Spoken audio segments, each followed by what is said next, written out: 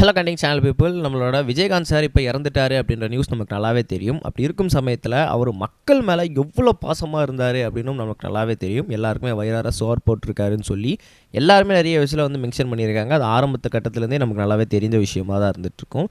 அப்படி இருக்கும் சமயத்தில் ஒரு மக்கள் மேலேயே இவ்வளோ பாசமாக இருக்கிறவர் ஒரு உயிர்கள் மேலே எவ்வளோ பாசமாக இருப்பார்.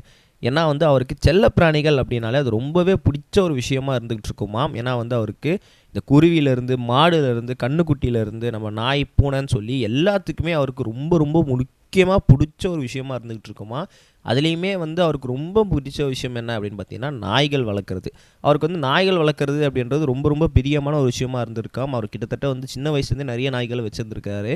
அதுக்கப்புறம் கேப்டனோட 2 மகன்களுக்குமே நாய்கள் பிடிக்க ஆரம்பிக்கவே இன்னும் பல நாய்கள்லாம் அவங்க வீட்டில் வந்து வளர்க்க ஆரம்பிச்சிருக்காங்க அப்படின்னு தான் சொல்லணும்.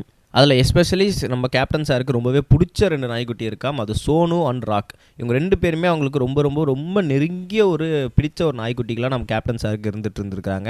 இப்போ என்ன விஷயம் அப்படின்னு பார்த்தீங்கன்னா, இப்போ கேப்டன் சார் இறந்த நிலையில் அந்த நாய்க்குட்டிகள் 2மே ரொம்ப நாளாகவே வந்து சாப்பிடாமல் இருந்துகிட்ருக்காம். ஏன்னா வந்து அது கேப்டன் சாருக்கு உடம்பு சரியாதுலேருந்தே அந்த நாய்க்குட்டிகளை அவர் வந்து ஃபேஸ் பண்ணுறதில்ல. அவருக்கு வந்து அந்த நாய்க்குட்டிகளோட முடியெலாம் வந்து ஆகிறதில்ல அப்படின்னு சொல்லி அவருக்கு வந்து ரொம்ப பண்ணாங்கன்னா கொஞ்சம் நாய்கிட்ட தள்ளி வச்சுருக்காங்க போல இருக்குது. அப்பத்துலேருந்தே அந்த நாய்க்குட்டிகளால் கேப்டன் சாரோட முகத்தை பார்க்க முடியாமல் இருந்துக்கிட்டு இருந்திருக்கு. இப்போ என்ன விஷயம் அப்படின்னு பார்த்தீங்கன்னா, அவர் இறந்ததுக்கப்புறம் அந்த நாய்க்குட்டிகள் இன்னும் வரைக்கும் வந்து வீட்டையே சுற்றி சுற்றி வந்துக்கிட்டு இருக்காம். சாப்பாடு வச்சாலும் சாப்பிட மாட்டேன்தான், ரொம்ப கஷ்டத்தில் அடிக்கடிக்கு வந்து அழுகுதுங்க அப்படின்ற மாதிரிலாம் ஒரு சில இன்ஃபர்மேஷன்ஸ் வந்து இப்போது வந்துகிட்டு இருக்கு அப்படின்னு தான் சொல்லணும். இது ரொம்பவே கஷ்டத்துக்குரிய ஒரு செய்தியாக வந்து கேட்கும் போதே இது வந்து மண்களாக வந்து கலங்குது அப்படின்னு தான் சொல்லணும். இப்போ இதை நிறைய நெட்டிசன்கள் ஃபேன்ஸ்லாம் எடுத்து பகிர்ந்துட்டு இருக்காங்க. இந்த மாதிரி வந்து மனிதர்களுக்கு தான் வந்து இவர் நல்லது செஞ்சுருக்காரு அப்படின்னு பார்த்தீங்கன்னா, கிட்டத்தட்ட வந்து அவர் வளர்த்த செல்லப்பிராணிக்குமே அவர் வந்து அவ்வளோ நல்லதுகள் செஞ்சுருக்காரு. அதை வந்து ரொம்பவே பார்த்து பார்த்து வளர்த்துருக்காரு. இப்போ அவர் இல்லை அப்படின்னும் போது அதுங்க எல்லாமே கஷ்டத்தில் இருந்துகிட்டு இருக்காங்க அப்படின்ற மாதிரி மென்ஷன் பண்ணியிருக்காங்க. நம்ம நெக்ஸ்ட் ஹீரோ சம்பளம் கைஸ். இது வரைக்கும் கனெக்டிங் டிவிக்கு சப்ஸ்கிரைப் பண்ணனா மறக்காம சப்ஸ்கிரைப் பண்ணிக்கங்க.